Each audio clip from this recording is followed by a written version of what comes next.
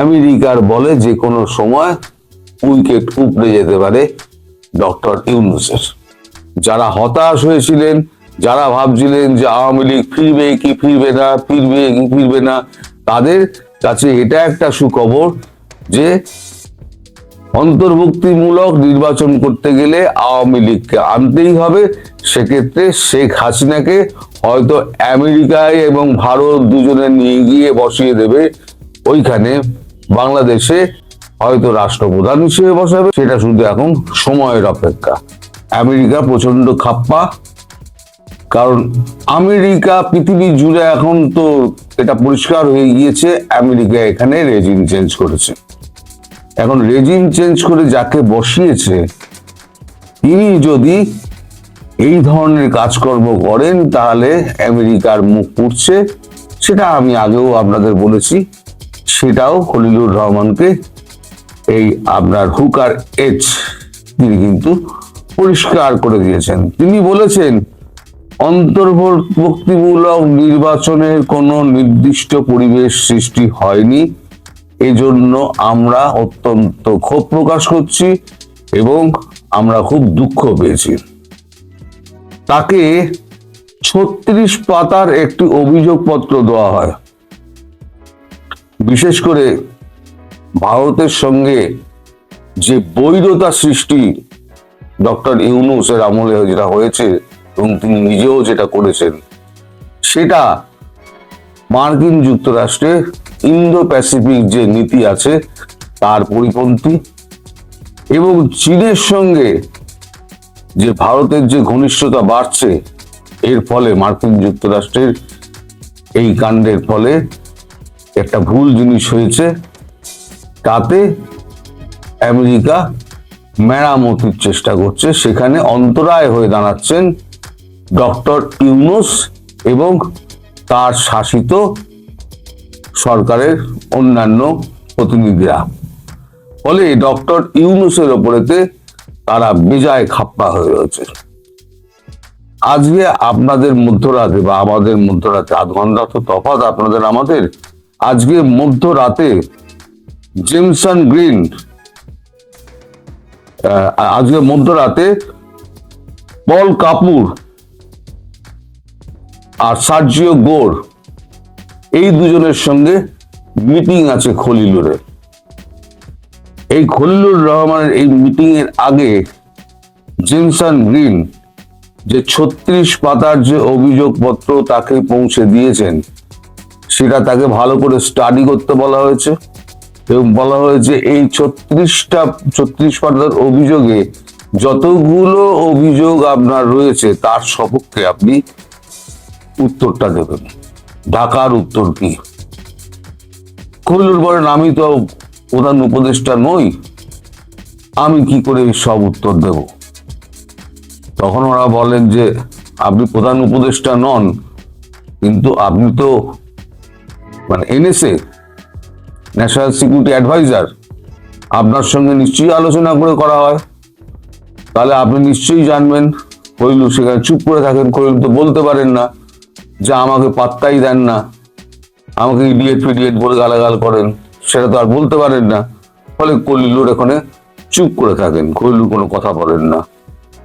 তাই খলিলুর এখন একটু ভেতরে ভেতরে অস্বস্তিতে রয়েছেন যে এই পল কাপুর এবং সার্জিও গোর তাদের সঙ্গে যখন বৈঠক হবে, সেই বৈঠকে তিনি কোন কোন প্রশ্ন মানের মুখোমুখি হবেন। তবে এইটা মার্কিন যুক্তরাষ্ট্রের পক্ষ থেকে পরিষ্কার করে দেওয়া হয়েছে যে ইউনূসের কর্মকাণ্ডে তারা খুব একটা সন্তুষ্ট নয় এবং তারা বিকল্প কিছু ভাবছেন। এই যে বিকল্প ভাবা, সেটা হয়তো আগামী কাল পরশুর মধ্যে হয়তো ঠিক হয়ে যাবে বিকল্প কি ভাবা। এখন আমাদের দৃষ্টিভঙ্গিতে যেটা মনে হচ্ছে, আমার এটা কোনো খবর নয়, আমার দৃষ্টিভঙ্গিতে যেটা মনে হচ্ছে, এখানে ইউনূসের থেকে বেশি পাত্তা পাচ্ছেন খলিলুর রহমান। তিনি মার্কিন যুক্তরাষ্ট্রের ঘনিষ্ঠ এবং ভারতের ঘনিষ্ঠ। মার্কিন যুক্তরাষ্ট্র নিশ্চয়ই এমন একজনকে চাইবে যে এই পরিস্থিতিতে, যে ভারত মার্কিন যুক্তরাষ্ট্র দুজনের সঙ্গে একটা সমান সখ্যতা বজায় রেখে চলেছে, সেই রকম কোনো ব্যক্তিকে। তাহলে সেইরকম ব্যক্তি যদি বাঁচা হয়, তাহলে এই মুহূর্তে খলিলুরে মানে গ্রহণযোগ্যতা অনেক বেশি। ফলে আমার তালিকায় খলিলুর হয়তো এগিয়ে থাকতে পারেন, এটা আমার নিজস্ব মানে বুদ্ধি বিবেচনায় বলে। যখন তারা ইউনূসকে হটাতেই চাইছেন, তাহলে কাউকে বসাতে হবে, কারণ ইউনূস থাকলে অন্তর্ভুক্তিমূলক এবং অংশগ্রহণমূলক নির্বাচন হবে না, দেশেই অরাজকতা চলবে, এবং একটা কড়া হাতে এটাকে দমন করার জন্য সেই রকম ব্যক্তির দরকার যে দুটো দেশের পক্ষেই মানে তার রয়েছে, বন্ধুত্ব রয়েছে এবং সম্পর্ক ভালো, এবং দেশকে তিনি ভালোভাবে চেনেন।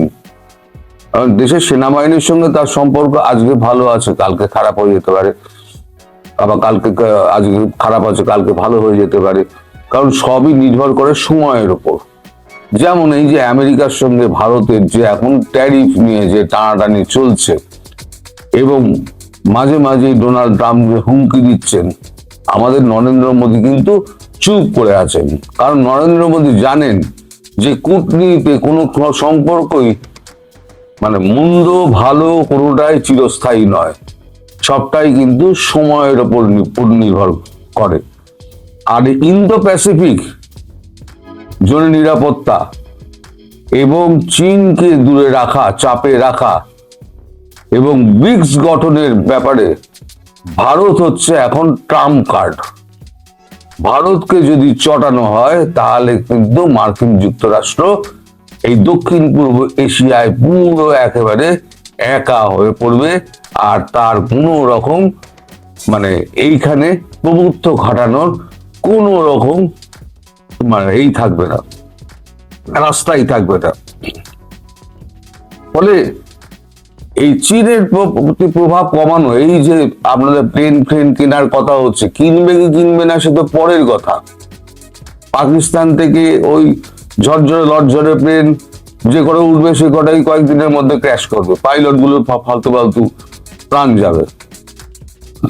আর চীনের যে বিমান কেনার কথা হচ্ছে, কিনুক বা নাই কিনুক, প্রস্তাব তো গেছে, একটা 30 মিলিয়ন একটা প্রস্তাব নাকচ হয়েছে, কিন্তু এই প্রস্তাবটা তো পাকিস্তানও স্বীকার করেছে, এবং বাংলাদেশের আপনার নৌপ্রধানও পাকিস্তানে দাঁড়িয়ে স্বীকার করেছেন যে আমরা মাল্টি রোল ওই যে আমরা কিনছি, যেটা চীনের তৈরি, পাকিস্তান শুধু যন্ত্রাংশটা জোরে, পাকিস্তান নিজে কিছু করে না, এটা ছুঁচো বানায় না পাকিস্তান।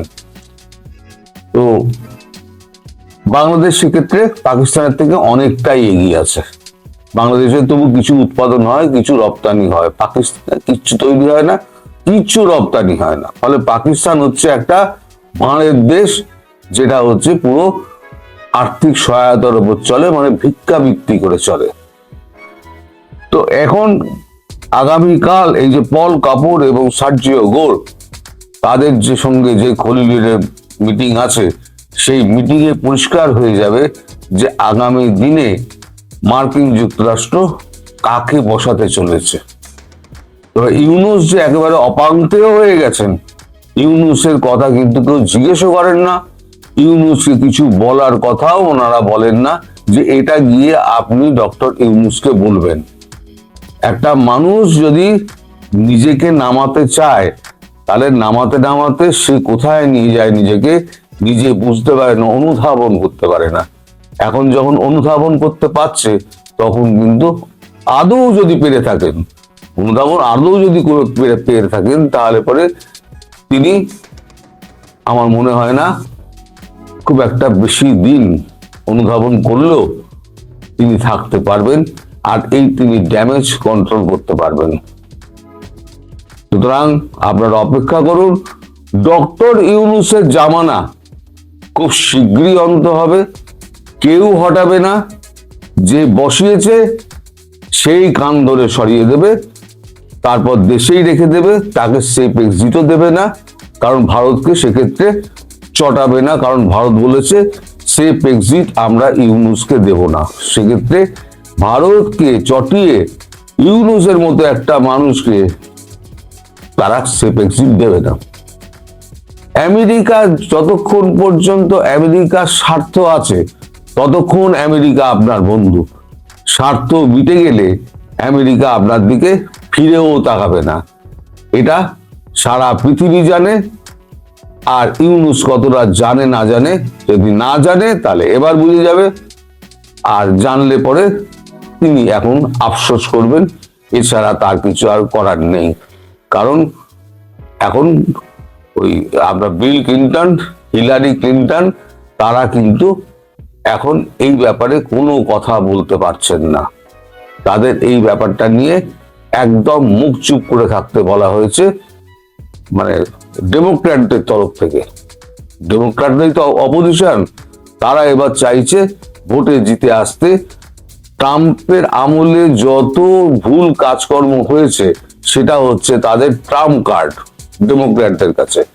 আর ডেমোক্র্যাটরা এই ভুল শোধরানোর ব্যাপারে হিলারি ক্লিন্টন আর বিল ক্লিন্টনকে কোনোভাবেই অংশগ্রহণ করতে দিচ্ছে না বলে আমাদের কাছে খবর আছে।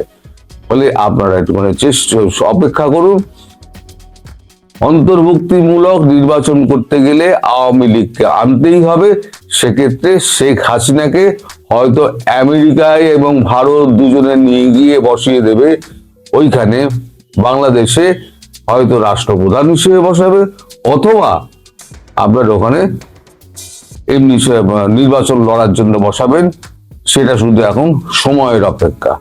যারা হতাশ হয়েছিলেন, যারা ভাবছিলেন যে আওয়ামী লীগ ফিরবে কি ফিরবে না, ফিরবে কি ফিরবে না, তাদের কাছে এটা একটা সুখবর যে অন্তর্ভুক্তি নির্বাচন করার ব্যাপারে আমেরিকা প্রতিশ্রুতিবদ্ধ, জানিয়ে দেওয়া হয়েছে। ভারত তো বলেই দিয়েছে, এবং শেখ হাসিনা দেশে ফেরার জন্য তৈরি হয়ে আছেন।